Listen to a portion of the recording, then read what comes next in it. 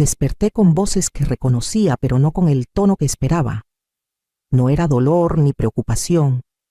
Era algo más frío, como si hablaran de un trámite. Está grande, ya dijo Diego, como si mi edad fuera un diagnóstico en sí mismo.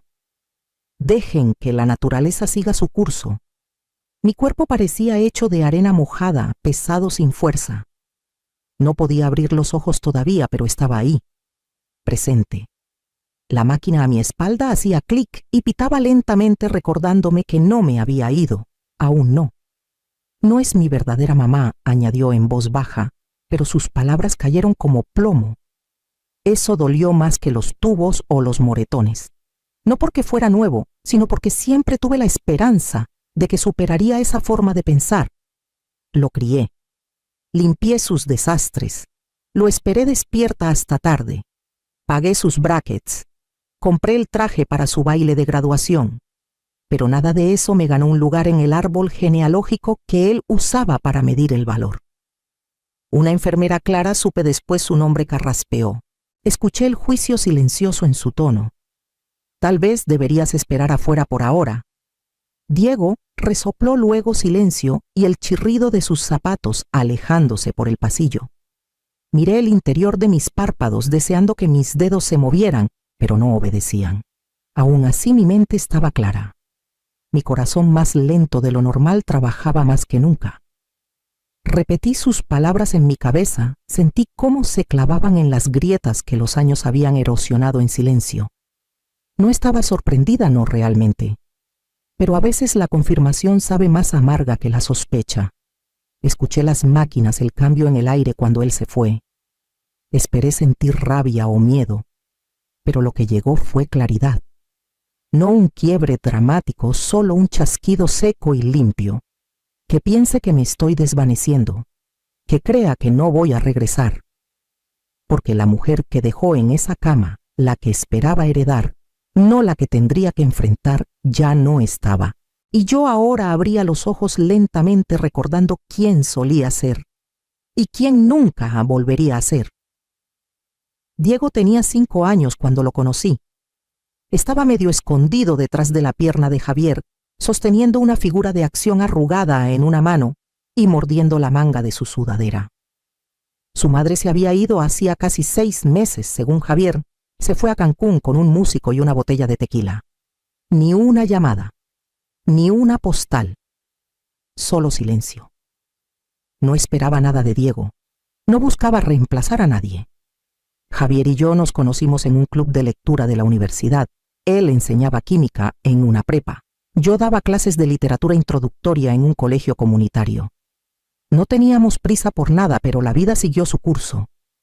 La primera vez que Diego me dejó apartarle el cabello de los ojos, tenía fiebre. Javier estaba atrapado entrenando al equipo de lucha en un torneo a 1 hora de distancia. Me quedé con Diego toda la noche con un trapo húmedo en su frente, convenciéndolo de tomar sorbitos de suero por un popote. Murmuró mamá una vez. Luego se corrigió. Y después susurró Luz. Ese se convirtió en nuestro código, nunca lo corregí. Nos casamos la primavera siguiente. Fue una ceremonia sencilla en el patio trasero, unos pocos vecinos, un arco alquilado y un pastel de chocolate. Diego llevaba una pequeña corbata de moño y estornudó a la mitad de nuestros votos. Javier bromeó, diciendo que deberíamos haberlo incluido en el acta de matrimonio. Reímos y me aferré a ese momento más de lo que imaginé. El tema de la adopción salió 1 o 2 veces. Javier siempre lo desestimaba. Eres la única mamá que conoce. Eso es lo que importa, decía. Es solo papel. Así que seguí estando ahí. Permisos escolares, citas con el dentista, noches de juntas con maestros donde el profesor me miraba, luego veía la hoja y hacía una pausa madrastra. Y yo sonreía como si eso no partiera algo dentro de mí. No quería forzar nada. Pensé que el amor mostrado con constancia construiría su propio lazo. Creí que la sangre no importaba cuando eras tú quien recogía los chirios del tapete o se sentaba en primera fila en la obra escolar. Pero Diego siempre me llamó Luz, nunca mamá, ni una vez ni por error. Me dije que estaba bien. Era nuestro sello. Algo privado personal. Significaba algo. Ahora, en esa cama de hospital, escuché lo poco que había significado para él. Y en ese silencio algo empezó a encajar. No todo lo que di se perdió. Solo había caído en un lugar que no era él. Solo que no me había dado cuenta de quién lo había atesorado. Tras la muerte de Javier, la casa se volvió demasiado silenciosa, demasiado rápido. La cama de cuidados paliativos desapareció al día siguiente, como si la habitación tuviera que olvidarlo antes que yo. En el refrigerador aún quedaba medio cartón de flan de vainilla que él pidió en su última semana. No pude tirarlo por días. Diego se quedó para el funeral. Llevaba un traje gris oscuro que le quedaba grande en los hombros y me tomó de la mano durante la ceremonia, su pulgar rozando el mío como un niño que intenta recordar cómo. La gente me dijo que el discurso fue hermoso. No recuerdo haberlo dado. Después de la recepción, Diego me abrazó fuera de la iglesia y prometió: «Te llamo pronto, Luz». Sonrió y por un momento le creí. No llamó. Al principio me dije que estaba de luto. Había perdido a su padre, el único pariente de sangre que le quedaba. Le dejaba mensajes de voz cortos y alegres, de esos que se pueden escuchar en público sin vergüenza. Después de un tiempo dejé de dejar mensajes. Las fiestas eran lo peor. El primer día de Muertos. Después de que Javier se fue, me desperté a las 5 de la mañana para hacer el pastel de calabaza con un toque de mezcal que le encantaba a Diego desde que tenía 12. Asé el pavo, lo barnicé cada 45 minutos, mantuve los panes calientes envueltos en aluminio y puse la mesa con servilletas de tela que no tocaba en años. Diego llegó 3 horas tarde, distraído, ya lleno por la comida en casa de los papás de su novia. Picoteó el pastel y dejó la mitad de su plato intacto. «El tráfico estuvo fatal», murmuró. «Mañana tengo que madrugar». Me abrazó flojo, de esos abrazos que se sienten más como un permiso para irse que una invitación a quedarse. El segundo día de Muertos mandó un mensaje a mediodía diciendo que no vendría. Para el tercero dejé de poner la mesa. Siempre fue un chico callado. Incluso de adulto no decía mucho, pero Javier siempre traducía sus silencios, llenaba el espacio entre nosotros. Ahora no había nadie que interpretara el silencio. Solo yo intentando encontrarle forma al vacío. Me dije que estaba construyendo su vida. Tal vez sí. Pero la verdad se asentó lenta y punzante. No se estaba alejando por el duelo. Se alejaba porque ya no tenía nada que necesitara de mí. Excepto una cosa. Y eso empezaba a verlo, era todo lo que había estado esperando. Ocurrió un martes por la mañana, de esos tan comunes que no deberían importar. Iba camino a la biblioteca para devolver una novela de misterio y dejar unas galletas para el personal del mostrador, gente que todavía me miraba a los ojos cuando decía mi nombre. La carretera rumbo a Valle Escondido giraba suavemente cerca de los árboles, una curva que había tomado 1000 veces. Pisé el freno y no sentí nada. Ni suavidad, ni resistencia, solo aire, como presionar un bolsillo vacío. El coche dio un tirón, se hundió, y luego salió disparado como si lo hubieran soltado. No recuerdo el giro, solo el crujido del metal, y el olor a gasolina, y algo cálido. Mi último pensamiento antes de la oscuridad fue simple. Así no fallan los frenos. 2 semanas antes, Diego había pasado por casa sin avisar. No lo había hecho en meses. Me sorprendió verlo apoyado en la baranda del porche cuando regresé del mercado. «Solo vine a ver cómo estás», dijo demasiado casual. «La llanta delantera se ve baja. Déjame llevar el coche atrás, checo la presión». No se lo pedí. No esperó mi permiso. Cuando me devolvió las llaves 20 minutos después, sonrió como si eso significara algo. Todo en orden ahora. Ahora, en una cama que pitaba y olía a cloro y finales, me quedé quieta mientras las enfermeras entraban y salían. Clara era la que se quedaba más tiempo. Silenciosa, eficiente, ni muy joven, ni muy rápida para asumir. Revisaba mi suero, ajustaba mi sábana, y no se inmutaba cuando nuestras miradas se cruzaban y se sostenían demasiado. «¿Estás consciente?», dijo una vez, no como pregunta, sino como certeza. No parpadeé. Ella asintió y siguió trabajando. Cada día desde el accidente fui armando el rompecabezas, el retrovisor flojo, el asiento demasiado adelante, la guantera abierta, revuelta de forma extraña. Cosas pequeñas. Por sí solas no significaban nada. Juntas formaban una silueta que Diego nunca admitiría, una que yo ya no podía ignorar. Dejé que pensaran que estaba aturdida por los medicamentos, apagada por el trauma. Pero estaba más lúcida que en años, y ya no fingiría que no veía lo que ya estaba en marcha.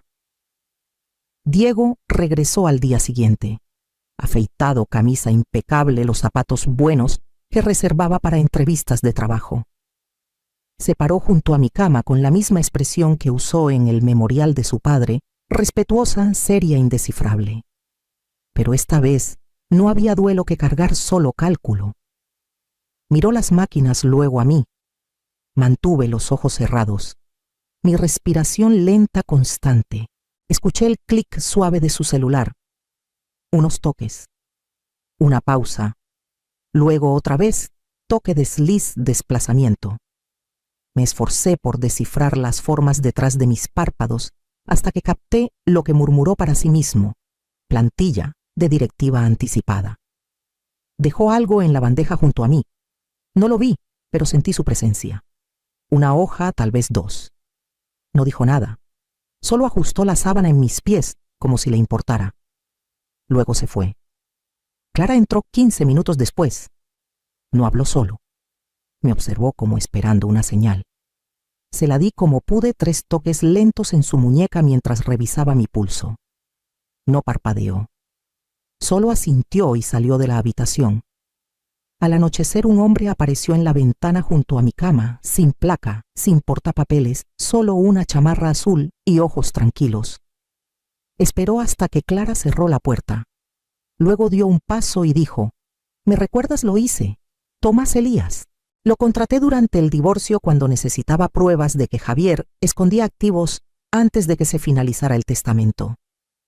Tomás nunca pedía más información de la necesaria. Eso me gustaba de él. Ya estuve siguiendo algunas cosas», dijo sacando su celular. Registros de visitas, cámaras de la calle, la actividad en línea de Diego mientras estaba conectado al Wi-Fi del hospital. Tocó una vez. Abrió un archivo titulado Testamento Vital, editable. Dejó un borrador en tu bandeja, sin testigos, sin registrar, pero lo estaba preparando. Clara cruzó los brazos. «Y dijiste que alguien más revisó la guantera». Tomás asintió. «Emma». La noche antes del accidente, una cámara de la calle captó su coche en la entrada. Ella le dijo al personal del hospital que estaba en Mérida. No hablé. No necesitaba hacerlo. El silencio a mi alrededor ya lo había dicho todo. Clara tomó la bandeja y guardó los papeles en una carpeta. «Yo me encargo de esto», dijo, y luego se volvió hacia mí. Se volvió. «Tú solo descansa». Pero descansar no era lo que tenía en mente. Ya no. Estaba lista. Y sabía exactamente a quién llamar después. 2 meses antes del accidente, empezó a crecer en mí una sensación. No era miedo, sino algo más callado. Una quietud en el pecho que no pertenecía ahí. Vino en forma de una pregunta que no me había permitido hacer en años. ¿Qué pasaría con todo lo que construí cuando ya no estuviera para explicarlo? Llamé a Jaime Delgado la mañana siguiente. Él manejó la herencia de Javier después de que el cáncer se lo llevó. Sereno, educado, del tipo de abogado que usa gemelos en una reunión de martes y lleva su propia pluma por si acaso. Nos reunimos en su oficina en el centro frente a la florería, que siempre olía a tallos mojados. Deslicé el testamento viejo por el escritorio, seguido de la escritura, las pólizas de seguro, las cuentas. Levantó una ceja, pero no comentó nada. Luego, saqué una foto pequeña arrugada en las esquinas, aún guardada detrás del marco de mi tocador. Abril Díaz. Tenía 6 años cuando vino a quedarse. Su madre había muerto y su padre estaba en rehabilitación ordenada por la corte. La acogí durante 6 meses hasta que llegó su nuevo hogar. Me llamó Mamá Luna la segunda noche y todas las noches después. Revolvía el azúcar en mi té cuando estaba cansada. Pegaba sus dibujos en mi refrigerador. Cuando se fue prometió que escribiría, y lo hizo. Una tarjeta cada Navidad, cartas que olían a cítricos y perfume. Ahora tiene 32, dirige un refugio en Querétaro, para mujeres que salen de hogares violentos. Su última carta llegó en mi cumpleaños. Dentro había una Polaroid de ella, junto a una mujer y 2 niños, con una mano apoyada suavemente en todos ellos.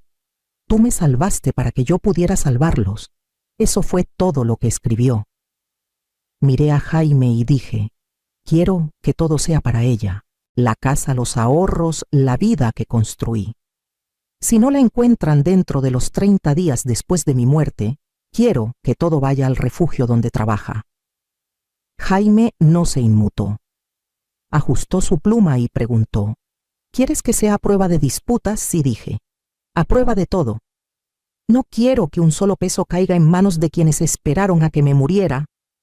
Asintió, y por primera vez en años exhalé sin dudar. Firmamos todo esa tarde, y mientras caminaba de vuelta a mi coche, sentí que algo se aflojaba en mi columna, no venganza, no duelo. Solo la certeza tranquila de que el amor, cuando es correspondido, vale la pena reescribirlo todo. Diego llegó 4 días después de que me dieron de alta. Pantalones negros, corbata negra, zapatos lustrados. El tipo de ropa que no se usa por luto, sino por actuación. Caminó por el vestíbulo como si tuviera un lugar importante a donde ir y esperara que el mundo se inclinara ante él.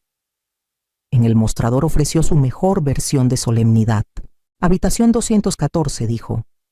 Vengo a recoger sus cosas y hablar con alguien sobre los siguientes pasos. Clara lo estaba esperando. No parpadeó. No se levantó de su silla. Tecleó algo en la computadora lentamente y luego levantó la vista. Fue dada de alta anoche, dijo. Todo está arreglado. Su abogado se encargó de todo. La mandíbula de Diego se tensó en un círculo. ¿Quién? Clara no respondió. Sacó un sobre manila sellado de un cajón, sin nombre, sin remitente, solo papel grueso y una verdad más pesada. Diego lo tomó, dudó, luego lo abrió ahí mismo en el vestíbulo. Una sola hoja. Mi letra. Siempre asumiste que no sobreviviría a tu paciencia. Te equivocaste. Siempre creíste que mi silencio era permiso. No lo era. Lo sé todo. Y no te dejé nada. Sin firma, sin cariño. Solo una verdad final te crié, pero ya no te reclamo. Se quedó ahí un minuto entero inmóvil. Una pareja con batas pasó detrás de él susurrando. Un interno miró confundido, pero Diego no parecía notar las miradas, solo las palabras. Clara se puso de pie y enderezó el borde del mostrador. No hay nada más para ti aquí, dijo con suavidad, pero sin dejar espacio para interpretaciones. Dobló la carta sin mirarla y salió del hospital sin hacer otra pregunta. A 3 casas de ahí, yo estaba sentada en el ático de Mariana Halcón, con una cobija sobre las rodillas y un termo de té calentándome las manos. Desde la ventana vi su coche salir del estacionamiento y por primera vez en mucho tiempo no me pregunté si llamaría, porque sabía exactamente a dónde iba después. El camión de Diego llegó al camino como si fuera el dueño del pavimento. Estacionó chueco con el motor encendido y caminó directo a la puerta principal con esa confianza apresurada que solía llevar al taller de su padre, como si las cosas se abrieran solo porque siempre lo habían hecho. La manija no giró. La movió una vez, luego otra. Nada. El cerrojo no cedió. Junto a la puerta había una placa nueva de latón. Debajo, un letrero laminado pegado al cristal. Esta propiedad está bajo revisión legal. Para cualquier consulta, contacte a Delgado y Asociados. Un sedán plateado se detuvo antes de que Diego pudiera procesarlo. Un hombre alto con traje azul bajó portapapeles en mano. Señor Diego Guzmán. Diego se volvió. ¿Quién eres? Represento a Jaime Delgado. Soy el administrador interino de la herencia de Lucía Guzmán. Su voz era calma ensayada. A partir de este momento esta propiedad ya no está bajo tu acceso legal. No estás registrado como heredero. No intentes entrar. Cualquier intento de ingreso será reportado. La boca de Diego se abrió, luego se cerró. Debe haber un error. Soy su hijo. El hombre no discutió. Solo metió la mano en su maletín y le entregó un sobre sellado. Diego no lo abrió de inmediato. Se quedó en el porche mirando la puerta como si pudiera cambiar de opinión, pero el candado no sabía quién era. Finalmente rasgó el sobre, leyó la hoja dentro. Las palabras eran las mismas. Mi letra. Mi última palabra entregada cuando ya no estaba en la habitación para suavizarla. Te crié, pero ya no te reclamo. No se derrumbó. No gritó. Solo dio un paso atrás al pavimento y miró la casa a su reflejo, apenas visible en la ventana oscurecida, bloqueado por un mundo que ya no lo reconocía. Lo vi todo desde el ático de Mariana. El té se había enfriado en mis manos, pero lo sostuve de todos modos. Abajo Diego estaba en el camino sin llave, sin plan, sin madre a la que regresar. Y entonces llegó el segundo coche. El camino a Segundo Florecer serpenteaba entre pinos y calma ese tipo de silencio que no te pide nada. Llegué con una maleta pequeña, una carpeta de copias legales y un nombre que al fin volvía a reclamar como mío. La casa no era un asilo, no era un refugio. Era un lugar construido por mujeres que alguna vez fueron ignoradas, descartadas o silenciadas, y ahora elegían algo diferente. Sin formularios de ingreso, sin pulseras, solo nombres de pila y espacio para respirar. Margarita tenía 71 años. Su hijo falsificó su firma para vaciar su pensión. Diana dejó un matrimonio tras 40 años y un solo golpe. Ruth se quedó en silencio después de que su hija eligió el dinero sobre la memoria. Ninguna parecía víctima. Parecían raíces que se negaron a pudrirse. No hablamos todo de una vez. Algunas cosas salían en pedazos durante la sopa en el jardín en cartas nunca enviadas. Regábamos plantas, arrancábamos maleza. Algunas llorábamos, otras no. Dormí 12 horas esa primera noche, sin máquinas, sin pasos fuera de mi puerta. Al despertar escribí mi nombre en un papel y lo pegué sobre mi cama. Solo Lucía. No Luz, no mamá, no señora Guzmán. Nadie me preguntó quién había sido. Me preguntaron quién estaba siendo. Y poco a poco dejé de medir mi valor por las personas que se fueron. Dejé de necesitar el silencio de Diego para explicarme nada. Porque esta vez no estaba reconstruyendo. Estaba plantando algo completamente nuevo y sabía exactamente desde dónde crecería.